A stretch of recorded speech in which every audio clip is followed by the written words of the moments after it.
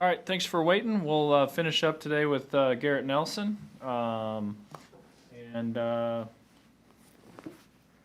to Evan Bland, World Herald. Hey, Garrett.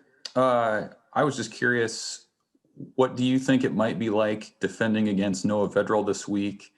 And how does having that level of familiarity with a quarterback maybe affect how you guys prepare this week?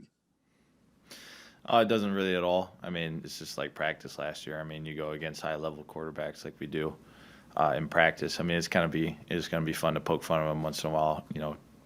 If he does play and hit him or get him on the ground or get a sack or something. I mean, it's always, it's competition. So you want to knock his helmet off during the game, but after the game, I mean, it's all love. We love him to death. So I'm glad he's doing well. But it'll be fun. It'll be interesting. Just like any other week playing against another quarterback. What's your scout of him, having seen him so often in practice? No, I mean, it's a little trippy, but it'll be like I said, it'll be fun. I mean, we're preparing just like any other week and preparing to get after him and get him to third downs and see if we can't get him on the ground. Andrew Ward, KLKN. Hey, Gary, before I get to my question, it's hard to see in the Zoom. Are you missing a tooth right there? Yeah, I'm missing two teeth. Is that from the game on Saturday? That was from Penn State, actually. Okay. How did that I've been happen? playing. I don't know what play. I can't remember when it was, but I was tackle put a shoulder in or a tight end put a shoulder in my jaw and broke my two teeth out. So I've been missing that for a while. Putting some straws in there once in a while is pretty fun. Step aside, hockey players. Hey, a lot of questions. Just a lot of your guys or your teammates were answering questions about how close you guys are in this program as a whole. Do you see that as well? You've talked about this before. How do you see that? Yeah, I don't know if I should even say this, but I mean, I'm not. I'm human just like everybody else, and I read all the Twitter comments and all that stuff, and seeing what people say about us and about our coaches and about our team, and I think they're crazy. I think it's very apparent how much better we are as a team and as a defense, as players, as people. We are with the staff, with what we're doing in practice every day, especially these last 3 or 4 weeks, figuring out how to become a team, how to be a good defense, how to be a great defense. We're very close, like my teammate said. I think people are crazy if they think otherwise. We're very close to even being an elite defense. We're playing really solid right now, even as a team. But like I said, we're at the tipping point. We need to. I mean, more detail oriented, just pushing it to the next level. How can we get better? How can we get better? We're getting better and better. How do we push it and keep pushing the envelope so we don't get complacent? I think is the next thing. Like my team would say, we're really close. I'm really excited to keep pushing the envelope. Parker Gabriel, Journal-Star. Hey Garrett, what's made the difference the last 3 weeks on third down? Because you guys were statistically one of the worst units in the country on that down early in the season, and the switch has completely flipped the last 3 weeks. It's insane to me. It kind of amazes me every day at this level of football how much details and little things do matter. You arm over sooner, you tackle a guy and for 2 yards instead of 4, and now it's it's 2nd and 8 instead of a 2nd and 6, and getting a yard back or 2 yards back and forcing them into a 3rd and 6 or 8 is a completely different game than 3rd and 3 or 4.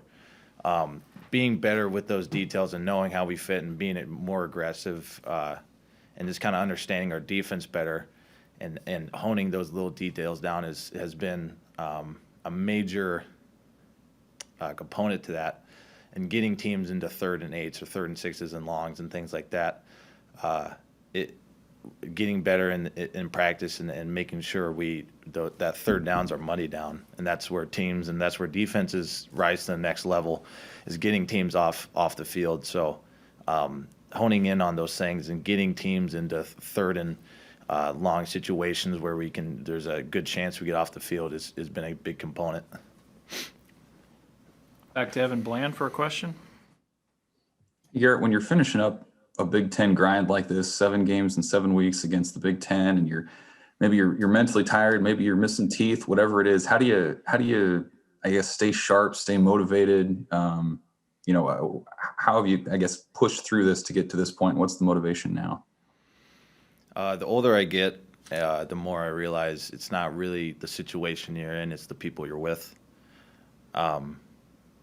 It doesn't matter what I go through with these guys. It doesn't matter what happens. I know that I can rely on them to show up every day with the mentality the same as me, wanting to get better, wanting to improve what we've done, loving each other, making sure we're all right. I mean, it amazes me, and it's incredible to see how great of guys we have on this team to make sure everybody is okay. Make sure everybody is like, hey, you're doing all right. We got to get going at practice. Like checking everybody and holding everybody accountable to stay mentally locked in and be ready to, go attack meetings, go attack practice, go bring meetings to, keeping everything organized and keep your mental focus in the stadium than, somewhere outside or thinking about some other things or, man, I'm tired, man. Everybody's tired. So nobody feels bad for you. We gotta stay locked in, and it's awesome to have teammates to do that for you. How much they love you. Steve Sipple, Journal Star. Garrett, why do you think that part has gotten so much better in the last year?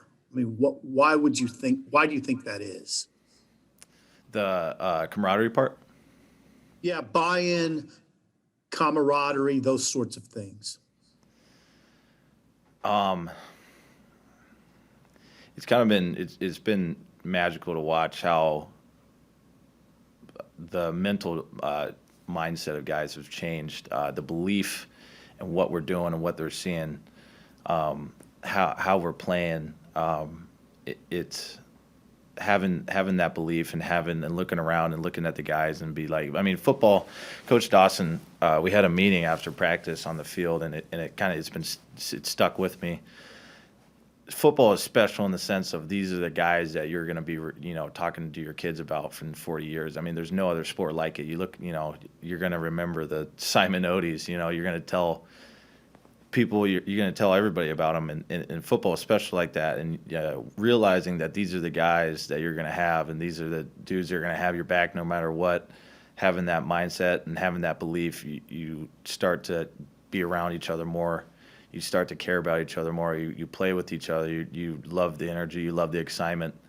And living in that kind of shifted the mindset in this whole year of being with each other constantly, especially through all this weird year, these trying times. The love for one another definitely where it was expressed, and it has been and will continue to be expressed for a very long time, especially during this year.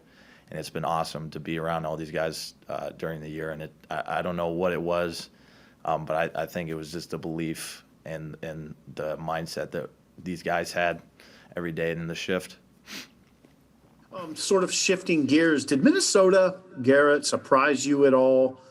I mean, considering they were down 33 guys, did they catch you by surprise at all with how efficient they were?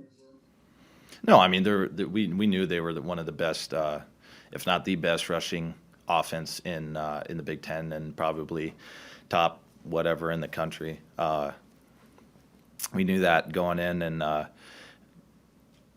besides, I think it was 3 runs. I think we did really well. I held them. Besides those 3 X runs that they broke out, I think we held them under 100 some yards. So, like I said, those details that we hone on every week do matter. They obviously get brought up in these games like these big games. I mean, a Big Ten opponent's a Big Ten opponent. We're one of the best conferences in the country, so you can't just breeze by everybody, and we know that, and we tell each other that every day, every week, and we knew that going in. Okay, thank you. Yep. 2 more quick ones for Garrett. Mitch Sherman, The Athletic. Hey, Garrett, I asked Ty Robinson about this. Would like your opinion too on potentially playing another year with these guys on defense, these seniors. Have you gone to any of those guys and expressed that, you'd like 12, 13 more games with them? They all know it. I don't have to tell them. They feel that like I said, the love that we have for them and the appreciation we have for them, and they know how good we are now and how good we can be if they stick around for another year. And if the time's right with different guys expressing that, but I know that every single one of them feel how much they mean to us and how much we would love them to have them back. Coaches expressed it. I think we've all expressed it in our own way, but they definitely have the vibe of what we want as players. How do you view it yourself? I mean, do you look at this like, I got 3 years left after this season? Or, I mean, are you like, hey, I'm a typical junior next year? I'm just curious for an underclassman, like how you view this eligibility freeze. I'm just playing football. I don't know. I'm just going. I mean, yeah, no. I mean, I'm just happy to be here, man. Playing football, having fun. Trying to make as much as possible every game, every week, every practice. So, haven't really thought about it. Finish up, Garrett, with Andy Kendi. Garrett, have you thought about your play this season? How would you assess your play on the field, and how much progress have you made in your mind since last season? Yeah. Compared to last year, as a player, I feel like I've improved a ton. I'm nowhere near where I want to be as a player and as a person, but I've definitely improved, and I believe it shows on the film and on the game on Saturday or Friday or whenever we're playing. A lot of credit goes to the Coach Dawson and Coach Chins and pretty much everybody helping me out, getting me right every day and holding me accountable every single play. Not letting me lapse back into bad habits or being complacent. I give a lot of credit to them. Almost all of it, but I truly I'd work my hardest as I can every single day, and I do. It's I don't really like talking about myself, but I feel like I've done a good job as a player, getting better and progressing. All right. Thank you, Garrett. Thanks, everyone. We will talk to you after practice tomorrow with a couple coaches and a couple players. Thanks.